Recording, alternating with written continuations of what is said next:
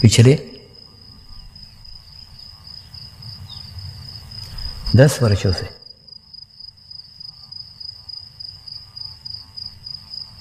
मैं समर्पण ध्यान का प्रचार प्रसार कर रहा हूं,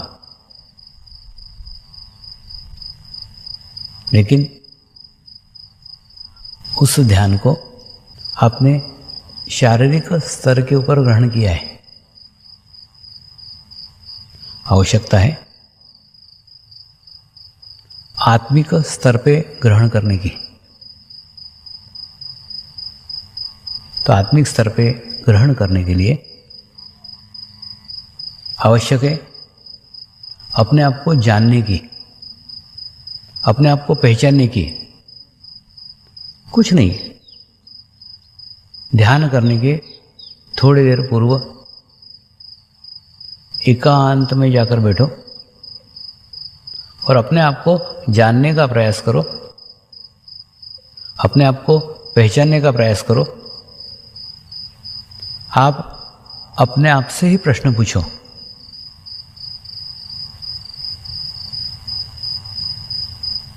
मैं कौन हूं?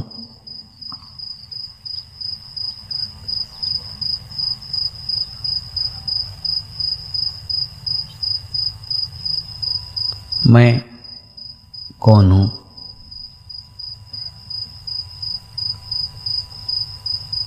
मैं कौन हूं? ये प्रश्न ही आपको आपके आत्मा के करीब ले जाएगा। फिर प्रश्न पूछो, मैं कहाँ से आया हूं?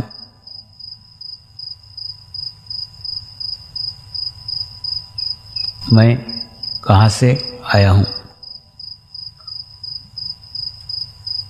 मैं कहाँ से आया हूं?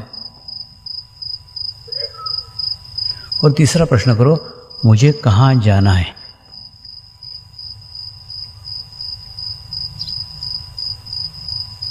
मुझे कहाँ जाना है? मुझे कहाँ जाना है?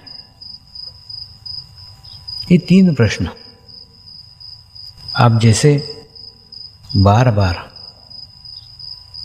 प्रतिदिन अपने आप से करेंगे तो आप देखेंगे धीरे धीरे आपके आत्मा का एहसास आपको होना लग जाएगा। और जब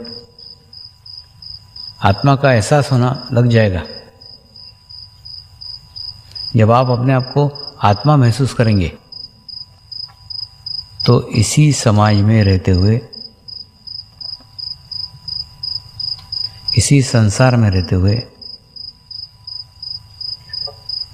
इसी घर में रहते हुए आप अपने आप को इन सभी से मुक्त पाएंगे। क्योंकि आत्मा की कोई जाति नहीं होती, आत्मा की कोई भाषा नहीं होती, आत्मा का कोई रंग नहीं होता, आत्मा का कोई देश नहीं होता, आत्मा के कोई रिश्ते नहीं होते, आत्मा कभी बीमार नहीं होती,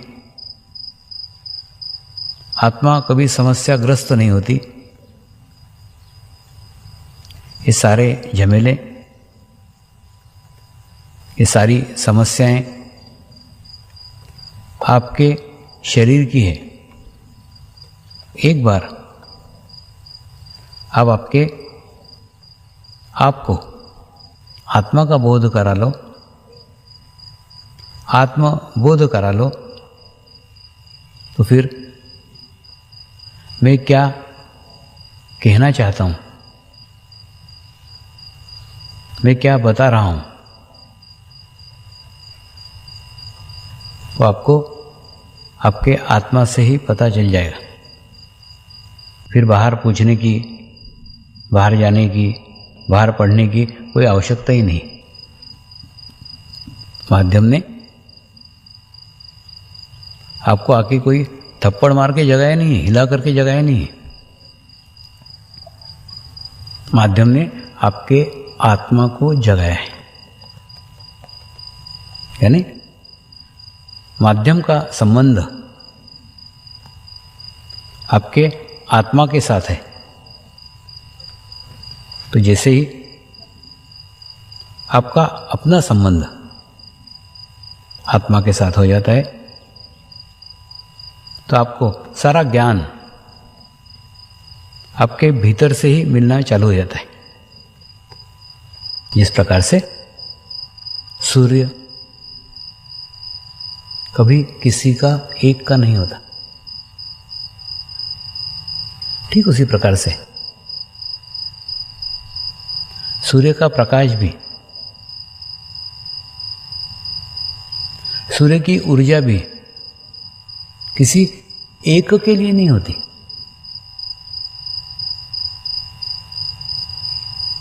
ईश्वरीय शक्तियों की विशेषता है, ईश्वरीय शक्तियों को किसी सीमा में, किसी भाषा में, किसी आकार में बांधा नहीं जा सकता। ईश्वरीय शक्तियां आदि और अंत है, वहीं से शुरुआत है और वहीं अंत है, कोई बीच में नहीं है। इसीलिए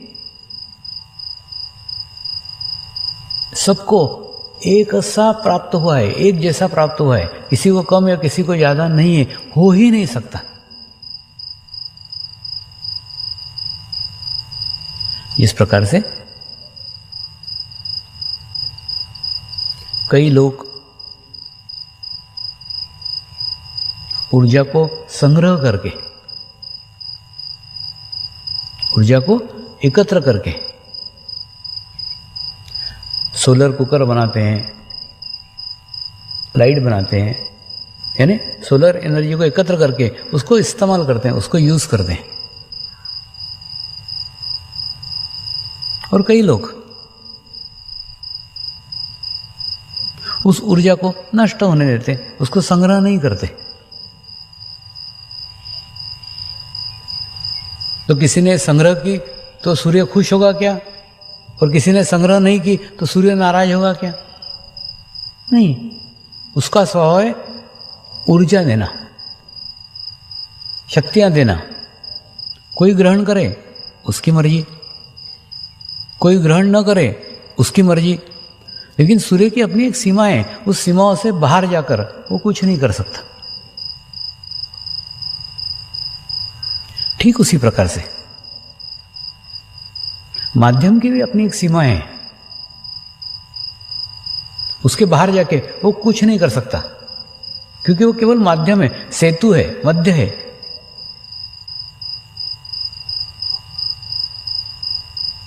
उस माध्यम का, उस माध्यम की ऊर्जा का हम हमारे जीवन में क्या उपयोग करते हैं, क्या प्रयोग करते हैं, ये सब कुछ हमारे स्वयं के ऊपर निर्भर है। हम चाहे उसकी ऊर्जा का शारीरिक स्तर पर इस्तेमाल करें, हमारे शरीर की बीमारियां ठीक करने के लिए इस्तेमाल करें, हमारे शरीर के रोग ठीक करने के लिए इस्तेमाल करें, हमारे शरीर के व्यसन ठीक करने के लिए इस्तेमाल करें, हमारे शरीर के दुर्गुण दूर करने के लिए इस्तेमाल करें, या अपने शरीर को स्वस्थ रखने के लिए इस्तेमाल करें।